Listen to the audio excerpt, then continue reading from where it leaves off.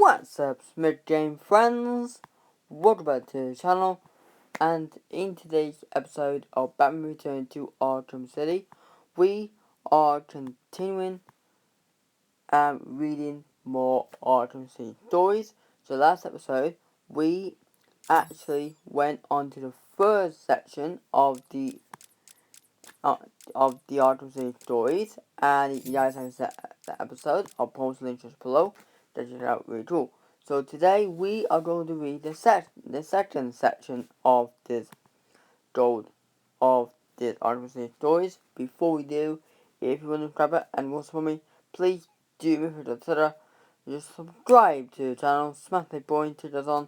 If you guys want to see more videos. And now for my friends, let's play more Batman Return to Arkham City, and let's read more Arkham City stories. Let's do it. So the first one we're going to read is a Cold Start number 1, hour 2. So let's do it.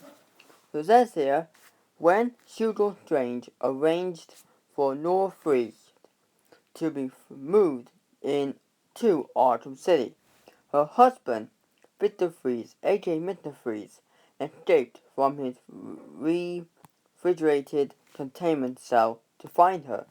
But Strange was waiting for him, and he calmly informed Victor that Nora had been transported for her own safety, and that if Victor wished to see her again, he should move quietly into a new home in Arkham City.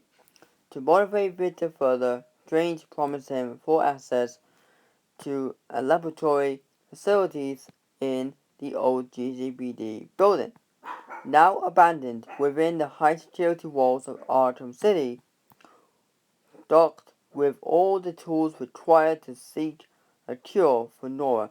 So basically, guys, Doctor Strange actually got Nora. He transferred her to Arkham City, and so he formed Victor Freeze after he escaped from his prison, and so he tells him, oh, I took the Arkham City, so he's at Arkham City, and so he gave him the actual, promised him the actual laboratory in the old GCPD building, where he will create the cure for Nora. So, you guys remember the mission when we saw Mr. Freeze in GCPD building?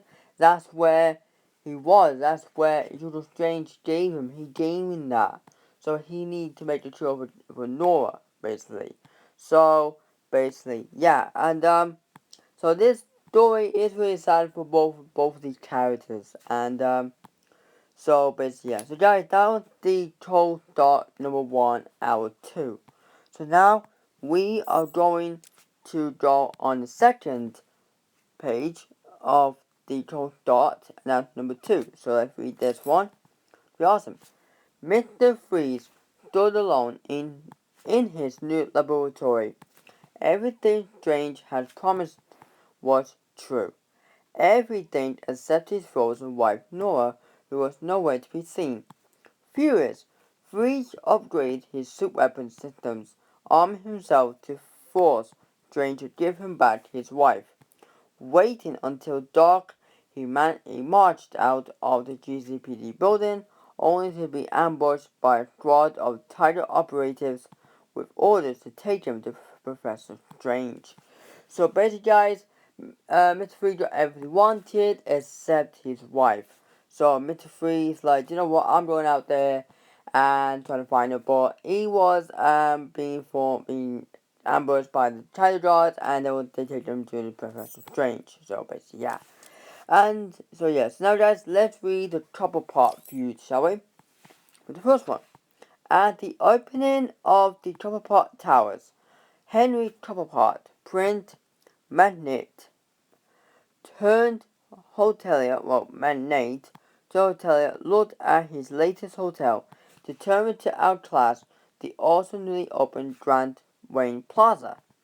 Desperate to ruin his rival George Sloman Wayne, Henry laughed at reports that the people of Gotham preferred the restrained splendor of the Wayne Hotel to its own locations. He swore that the Travelport hotels would be the premier destinations of the world. He was wrong, and it cost him both his fortune and his health. On his deathbed, Henry left the remains of his fortune to his son Stanley Travelport. Stanley vowed to outdo the Wayne family and their empire, now headed by Alan Wayne. So basically, guys, Henry Travelport has been he wanted to open up more hotels. He opened up a hotel at the location where the John Wayne Plaza are at, and it wasn't that good. So Wayne, both of them actually died in the process, and they both give their fortunes to their children. Yeah, so they tell everything. Yeah. So now let's go on to feud number 2, shall we? It says here, Stanley Travelport instigated a very public feud with the Wayne family. As the Wayne business empire extended to include more hotels and other public buildings, Stanley was determined to outdo them, pouring more and more money into his fledgling hotel business, to the detriment of the newspaper business and his relationship with his son Oswald, who we know who is the Penguin, right? As Stanley businesses crumbled around him, he sent Oswald to school in England, feeling abandoned and picked only by his peers for a homely appearance. Oswald skipped class after class, preferring the company of the thieves and scoundrels he met on the streets. By the time his father's empire collapsed, Oswald was vanished. So basically, guys, Stanley had some more business to do, so he sent Oswald to the actual school when we know that's where he went to school and other stuff, and he wanted to do bad things, right? When he turned bad, everyone vanished basically. So that's where he followed his collapse. Yeah. Next one is number 3. I'll talk about feud. Let's read it. When the council decided to shut down the Pinckney Natural History Museum, they sold this historic structure to the highest bidder, that's Oswald Travelport, located in a deteriorating part of the city. Many investors passed up the opportunity, but for Oswald Travelport, this was exactly what he wanted. Yeah, yeah. He purchased the building. Yeah, he purchased it and established this as his base of operations, as we saw in Arkham City main story. Converted the entire themed restaurant, the Iceberg Lounge, into a high-profile nightclub. To the public, the Iceberg Lounge was a reputable establishment, but below the surface was a den of iniquity, a go-to place for illicit and illegal wares. The adjacent museum exhibit halls were repurposed as the paint storage facility, housing everything from his storage room, his weapon case, both cash, and a gladiator pit. Illegal fights to the death occurred nightly, with the victors earning a job on Penguin's job crew. So basically, guys, the museum, you guys know the museum were up to for sale and all kinds of stuff. So the highest bidder, as obviously was Travelport, he purchased it. He turned it into his own fortress, and got everything he needs to turn it into a fortress. That's what we saw in the main story, right? In the main game, basically. So that's number 3. Let's go read number 4, shall we? So let's do that. This is a short one. The Penguin's operation was run on fear and pain. One night, a guest at the Iceberg Lounge was caught cheating at poker. The Penguin tortured this man in full view of everyone. A friend of the man grabbed a beer bottle, smashed it on the table, and attacked, driving the bottle hard into the Penguin's face. That made the mortal, yeah? As the Penguin screams, "Ah!" The attacker and his friend were dragged away to the private torture room. Travelport was examined by the finest doctors in Gotham City, but the prognosis was always the same. Removing the bottle could be fatal.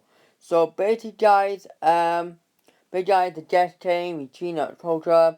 He actually tore some on the glass in his eye, basically, tore that there. Otherwise, to move it, it would be fatal. Basically, yeah. And that's a bad thing, yeah? That's number 4. That's number 5. Says here, when the Penguin received the limited domain procedures from City Hall, ordering him to vacate the iceberg lounge, meaning like to let him, to kick him out, right? He replied with the letter, telling Mayor Sharp that no one tells Arthur Pop what to do. He bought his property legally, and the city could find somewhere else to dig their prison.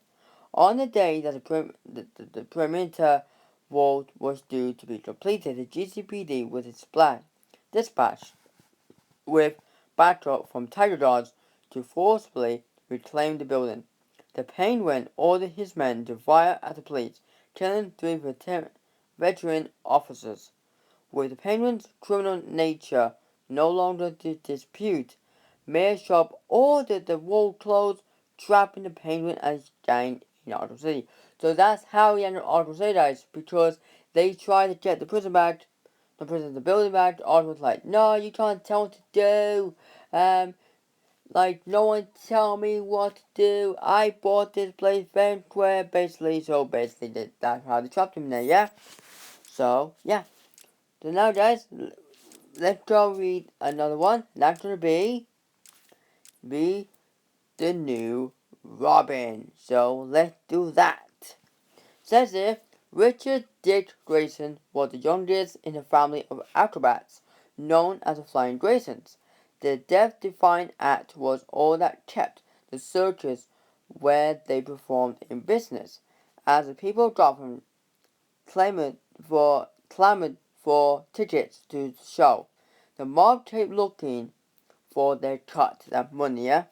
After the circus owner refused them, mobsters killed the parents during a performance attended by Bruce Wayne. Wanting to protect the devastated orphan, Bruce took Dick under his wing and became his legal guardian, eventually entrusting the boy with his greatest secret, that means Batman, yeah? Desperate to help his friend and mentor, Dick trained hard to become Robin, patrolling Gotham at Batman's side. Now an adult, Dick fight crimes on his own and a vigilante called Nightwing. So, if you guys didn't know, in the Batman Forever and Batman Robin, it was Two-Face who killed his family, right? But in the comic books, it was a random monster actually killed, well, Doug, who actually killed his family for money, basically. And so, we know Batman actually raised him.